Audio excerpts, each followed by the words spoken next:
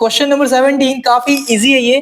Find the equation of a curve passing through the point 0,2। एक curve है जो कि पास हो रहा है 0,2 से। तो ये रहा कर्व हमारा जो कि पास हो रहा है, एक पॉइंट मान लो कहीं पे भी, यहाँ पे मान लो, ठीक है। ये क्या है पॉइंट हमारा 0,2।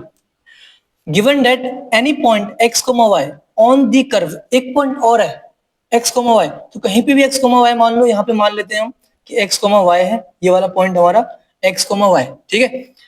ऑन द कर्व फिर कहा गया है the product of slope of its tangent. ये हमारे पास क्या है टेंजेंट। टेंजेंट क्या होता है जो कर्व को टच करके निकल जाता है।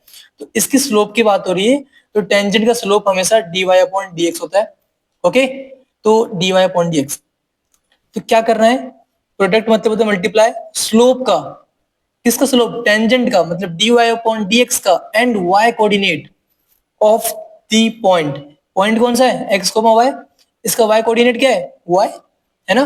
तो y इंटू में dy/dx ये करने को कह रहे हैं, ठीक है। इक्वल है x कोऑर्डिनेट के, x कोऑर्डिनेट क्या है हमारा x ऑफ दी पॉइंट, ठीक है। तो हमें क्या दे रखा है, हमें कहा गया है कि y इंटू dy/dx की वैल्यू है हमारे पास x। चाहो तो आप फिर से पढ़ लो। कहा गया है on the curve product of the slope, slope क्या है dy/dx ऑफ इट्स टेंजेंट, ठीक है, एंड y कोऑर्डिनेट, ये रहा y coordinate, y into dy/dx of a point is equal to x coordinate. तो यहाँ पे इक्वल टू x आ गया, और हमें एक पॉइंट दे रखा है जो कि कर्व जिससे पास हो रहा है। तो हम बाद में जब हम कर्व निकाल लेंगे तो उसमें हम ये पॉइंट पुट करके कांस्टेंट की वैल्यू फाइंड कर लेंगे, ठीक है। सुनो मेरी बात फिर से, हमें कर्व गिवन नहीं है, लेकिन हमें ये गिवन है कि कर्व का y coordinate into tangent equal to x, tangent का स्लोप इक्वल टू x। तो इसकी हेल्प से हम कर्व निकालेंगे, ठीक है। तो कैसे निकालते हैं हम, ऑन इंटीग्रेटिंग बोथ साइड।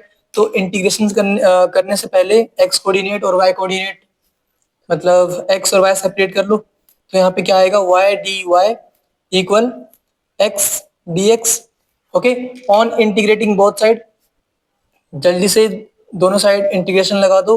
तो हमें क्या मिलने वाला है यहाँ पे y² डी वाई हट गया ये, इक्वल टू में x² प्लस एक कांस्टेंट वैल्यू करनी होती है तो प्लस c कर दो। ओके, तो ये वैल्यू मिल चुकी है हमें। इसके बाद हमें दे रखा है एक पॉइंट, तो वो पॉइंट क्या है, देखो लिखा है हमारे पास कि कर्व जो है पासिंग, हमने कर्व निकाल लिया है, ठीक है, ये हमारा कर्व है, और ये जो कर्व आया है वो पासिंग थ्रू पॉइंट 0,-2, है ना। ये पास हो रहा है 0,-2 से। ओके, तो यहाँ पे -2 है।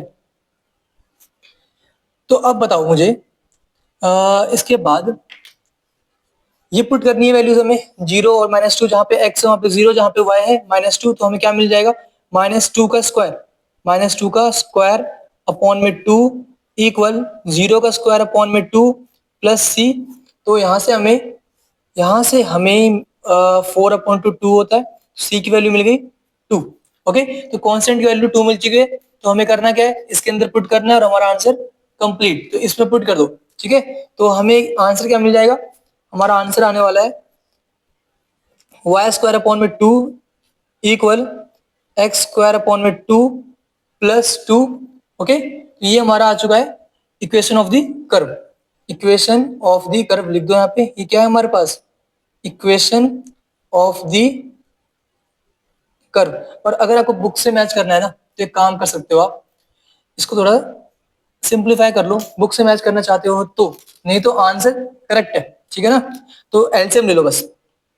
तो यहाँ पे क्या आने वाला है y² equal to x² plus का 4, ठीक है, एलसीएम लिया है।